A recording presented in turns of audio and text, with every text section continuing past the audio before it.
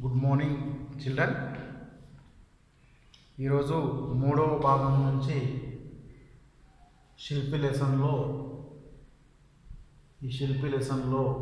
మూడవ భాగం మనం చెప్పుకుందాం. పద్యం చదువుతాను, వినండి.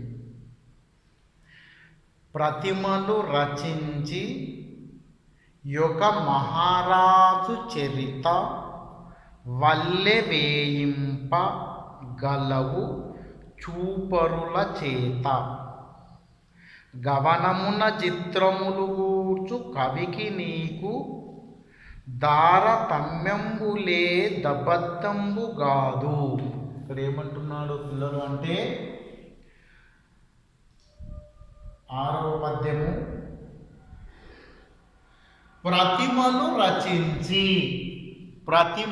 రచించి ఓ శిల్పి, నువ్వు రూపాలు తయారు చేసి వికారంగా ఉన్న ఒక రాయిని తీసుకొని లేదా ఒక శిల్పాన్ని తీసుకొని దానిని ఒక రూపాలుగా ప్రతిమలుగా తయారు చేసే ఓ శిల్పి, రచించి ఒక మహారాజు చరిత. కవి ఒకరి చరిత్ర రాయాలన్నా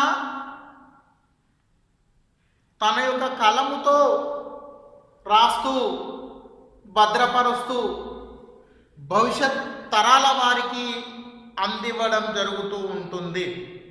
మరి నువ్వు ఓ శిల్పి ఒక శిల్పాన్ని ఒక రాయిని తీసుకొని ఒక ప్రతిమలుగా తయారు చేసి ఒక రూపంగా తయారు చేసి సమాజానికి అందిస్తున్నావు ఓ శిల్పి.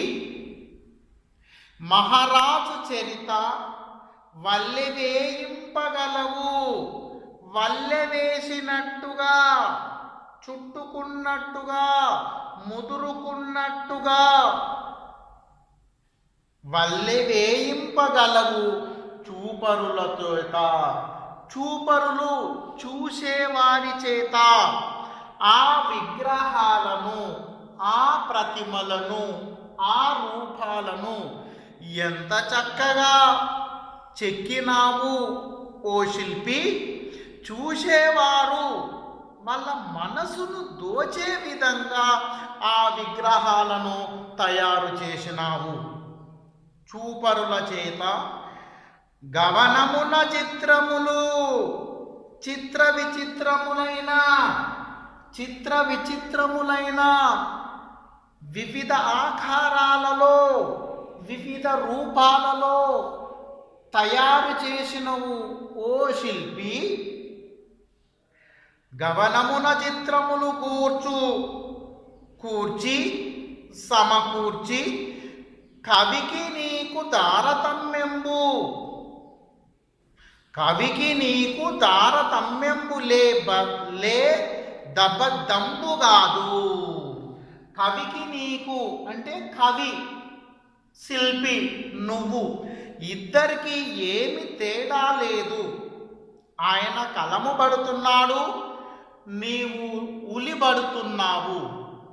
కాబట్టి నీవు తయారు చేసిన విగ్రహాలు ఆ మనసులో నిశ్చలంగా ఉండిపోవడం జరుగుతూ ఉంటుంది. కవి కలముతో రాసిన ఆ సాహిత్యాలు కానివ్వండి, ఆ స్టోరీస్ కానివ్వండి, ప్రజల మనసులో నిలిచిపోవడం జరుగుతూ ఉంటుంది, గుర్తుపెట్టుకోవడం జరుగుతూ ఉంటుంది ఓ శిల్పి.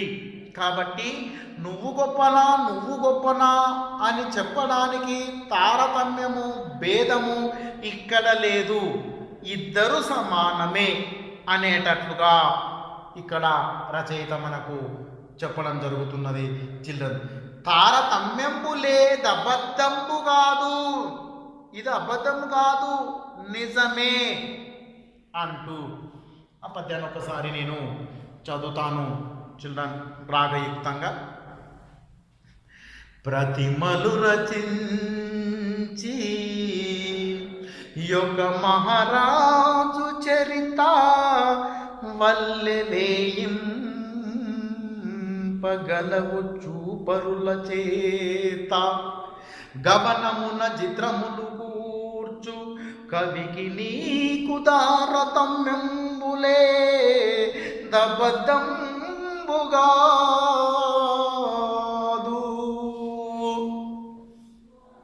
ఇది చిన్న నెక్స్ట్ పోయం చూడండి, చదువుతాను. రాళ్ళ నిద్రించు ప్రతిమల మేలు కొలిపి, యులిని సోకించి బయటికి పిలిచినావు, వెలికి రానేర్చి నీ పేర నిలపకున్నే శాశ్వతుడా ఓయి నీవు నిశ్చయముగాను. రాళ్ళ నిద్రించు, రాతి లోపల నిద్రించిన ఆ విగ్రహాల రూపాలను నీవు బయటి ప్రపంచానికి అందిస్తున్నావు ఓ శిల్పి.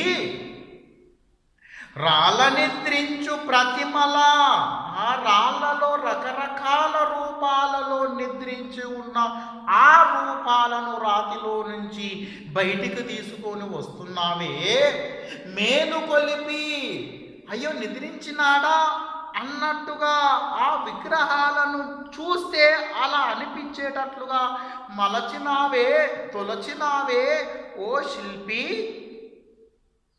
యులిని సోకించి ఇక్కడ పిక్చర్లో మీకు టెక్స్ట్ బుక్లో కనిపిస్తుంది చిల్డ్రన్. ఇక్కడ ఉన్నది చూడండి, ఎడమ చేతిలో పట్టుకున్నదేమో ఉలి, రైట్ మంచి చేతితో కొడుతున్నదేమో సుత్తి. అది గ్రహించగలరు చిల్డ్రన్, ఇక్కడ మీకు కనిపిస్తుంది చూడండి. కాబట్టి ఆ ఉలితో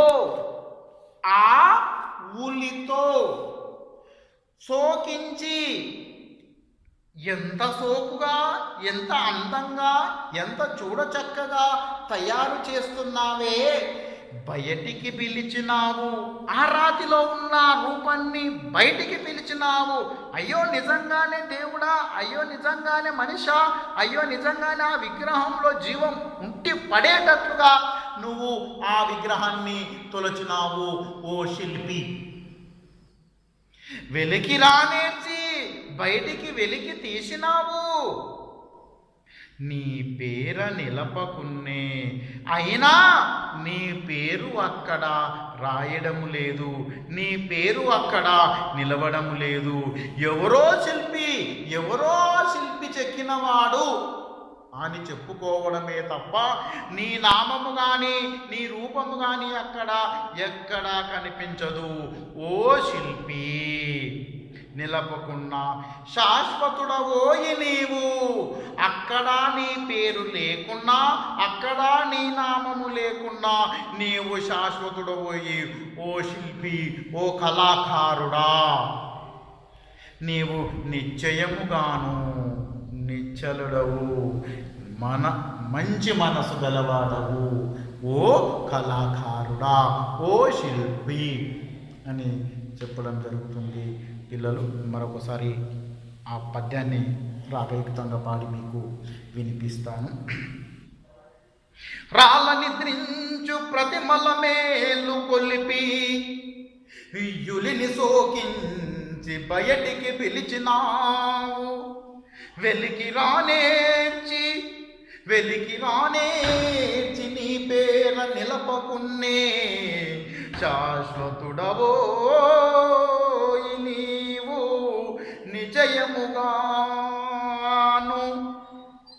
అది చిన్న ఓకే బాయ్.